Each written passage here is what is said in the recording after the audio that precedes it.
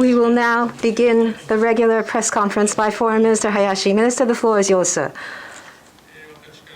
I have no initial remarks. If you have a question, please raise your hand, and if called upon, please proceed to the nearest microphone and state your affiliation before you state your question. NHK, Iwasawa-san, please. Iwasawa, NHK. On the Ukraine embassy and the reopening thereof, in the Kyiv embassy and the reopening of this ambassador, could you state us prospects for reopening, and what is your take on the security situation on the local scene? The Ukraine Japanese embassy and the reopening thereof is such that it is important for close communication between Japan and Ukraine.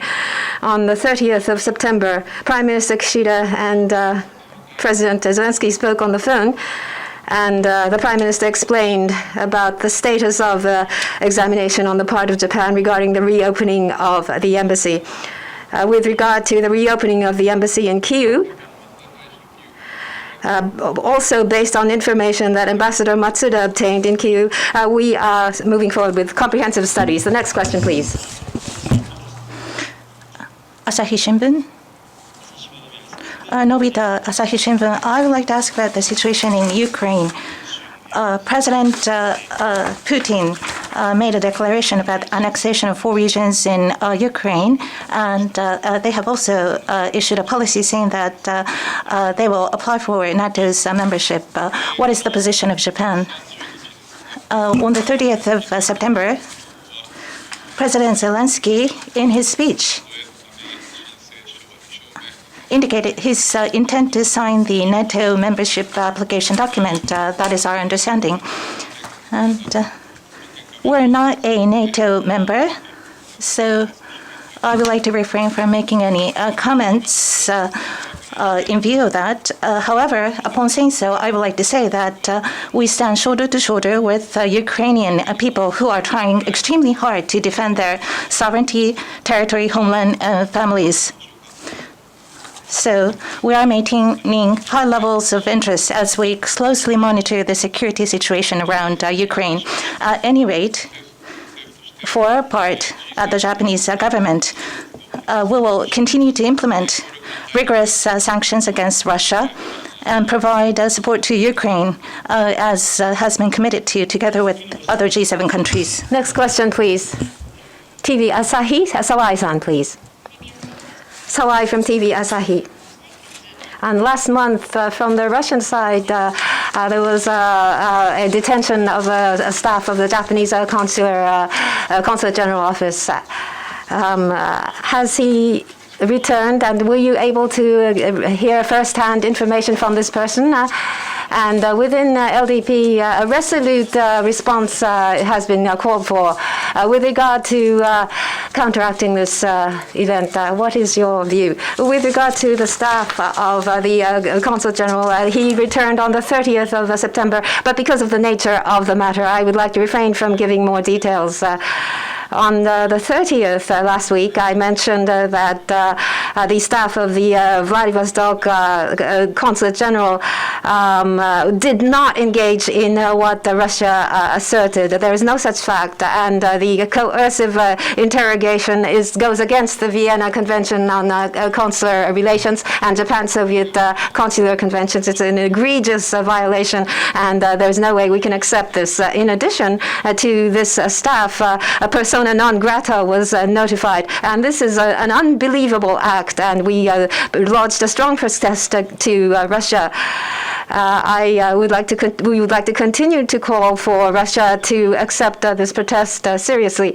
And with regard to appropriate measures, we are still examining, and I would like to refrain from answering on this based on conjecture. Next question, please. Tanaka-san of GG Press. Tanaka from GG. About this situation in Ukraine, I have a question. On the 30th of September, Prime Minister Kishida, when he had telephone talks with President Zelensky, he said that he would like to take further measures in collaboration with other G7 countries. So what is the status on additional sanctions against Russia? On the 30th of September, President Putin made a declaration saying that Russia is going to annex the 4 regions in Ukraine: Donetsk, Luhansk, Zaporizhia, and Kherson. So the so-called annexation treaty was signed by President Putin on that day. And so such acts, including the so-called referendum and annexation, is a breach of Ukraine's sovereignty and territorial integrity. It is against international law. It cannot be accepted. We strongly condemn that. So we cannot condone acts, including unilateral change of status quo by force.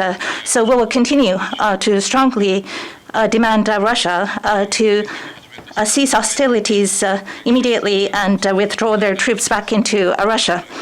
In collaboration with G7 and other members of the international community, we will continue to engage in 2 pillars of strong sanction against Russia and support to Russia.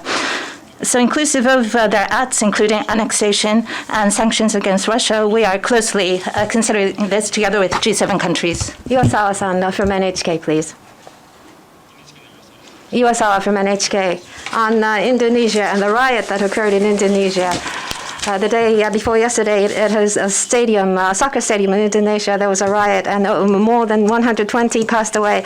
What is the damage to Japanese nationals, according to the information that you have, and what is about the future activities you will conduct in relation to this? We'd like to pray for the souls of those who have passed away, and we'd like to express our condolences to the bereaved families. We have confirmed with the authorities at the present point in time, we have not come across any information about damages to the Japanese citizens. We would like to properly address this issue. Any further questions?